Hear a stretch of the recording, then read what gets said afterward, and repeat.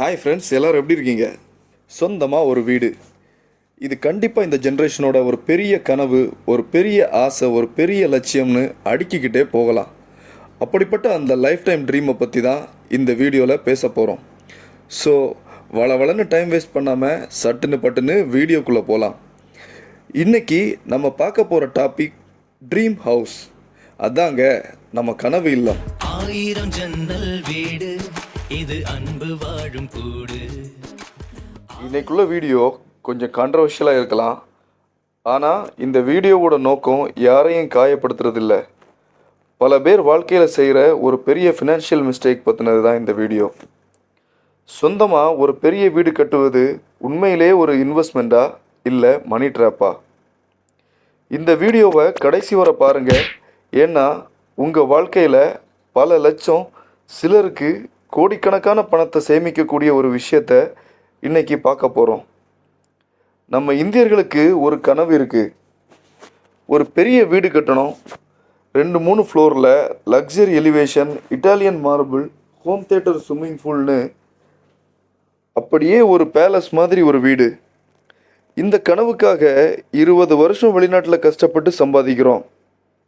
ஆனால் ஒரு கேள்வி உங்கள்கிட்ட ஃப்ரெண்ட்ஸ், அந்த வீடு உங்களுக்கு மாதம் ₹1 வருமானமாவது தருதா? பதில் கண்டிப்பாக இல்லை. வீடு உங்களுக்கு தங்க இடம் தரும், ஆனால் வருமானம் தராது. ஒரு விஷயத்தை புரிஞ்சுக்கணும் ஃப்ரெண்ட்ஸ், நீங்கள் 1 கோடி செலவு பண்ணி ஒரு பெரிய வீடு கட்டுறீங்க. அதுக்கப்புறம் property tax, maintenance, painting, repair, furniture, electricity, செக்யூரிட்டின்னு வருஷந்தோறும் அதுக்கு செலவு மட்டும்தான். அப்போ இன்கம் 0. அப்படின்னா அது இன்வெஸ்ட்மெண்ட் இல்லை, லைஃப் ஸ்டைல் எக்ஸ்பென்ஸ்னு சொல்லுவாங்க. இப்போது வெளிநாட்டில் இருக்கிற நண்பர்களை பற்றி பேசுவோம். துபாய், கத்தார்னு 20 வருஷம் 30 வருஷம் கஷ்டப்பட்டு வேலை செய்கிறாங்க. அந்த காலத்தில் இந்தியாவில் ஒரு பெரிய வீடு கட்டுறாங்க. அதுக்கப்புறம் என்ன நடக்குது? வீடு பூட்டி கிடக்குது. வருஷத்துக்கு ஒரு முறை வந்து பிக்னிக் மாதிரி பார்த்துட்டு போயிடுறாங்க. ஒரு விஷயம் இதில் நோட் பண்ணணும் ஃப்ரெண்ட்ஸ், 20-30 வருஷம் கழித்து பெர்மனண்ட்டாக இந்தியா வரும்போது அந்த வீடு 30 வருஷம் பழைய வீடாக இருக்கும். Tiles, paint, electrical items, bathroom, கிச்சன்னு எல்லாமே பழசாக இருக்கும். ரூஃப் லீக்காக ஆரம்பிச்சிருக்கும். இதில் மெயின்டெனன்ஸ் பார்த்திங்கன்னா லட்சக்கணக்கில் செலவழியும். அப்போது மறுபடியும் ரினோவேஷன் ஸ்டார்ட் பண்ணணும், மீண்டும் நம்ம அதுக்கு செலவு பண்ணுற மாதிரி இருக்கும். நீங்களே யோசித்து பாருங்கள் ஃப்ரெண்ட்ஸ், இது இன்வெஸ்ட்மெண்ட்டா? அதுக்காக உங்களை வீடே கட்ட வேண்டாம்னு சொல்ல வரல.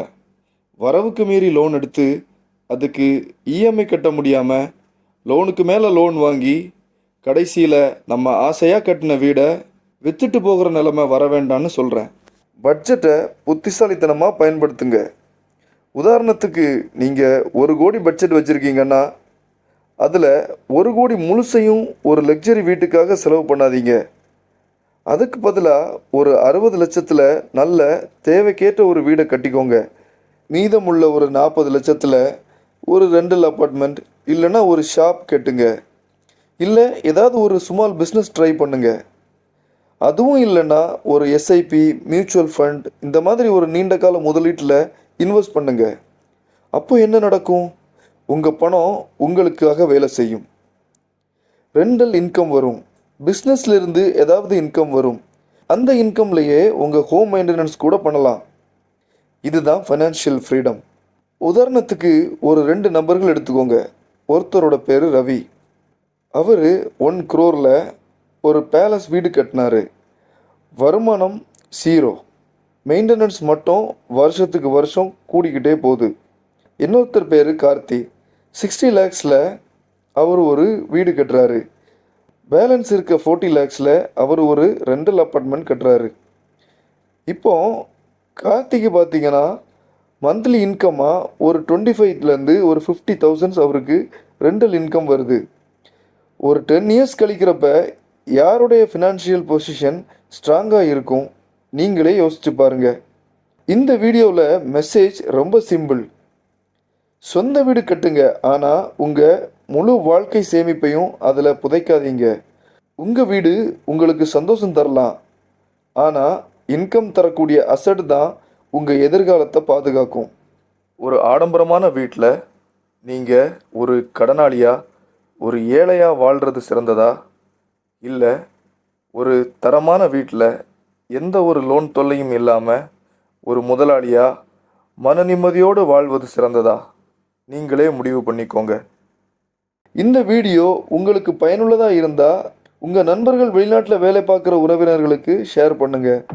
இந்த மாதிரியான உண்மை தகவல்களுக்கு சேனலை சப்ஸ்கிரைப் பண்ணுங்கள், பெல் ஐக்கானை தட்டி விட மறக்காதீங்க ஃப்ரெண்ட்ஸ்.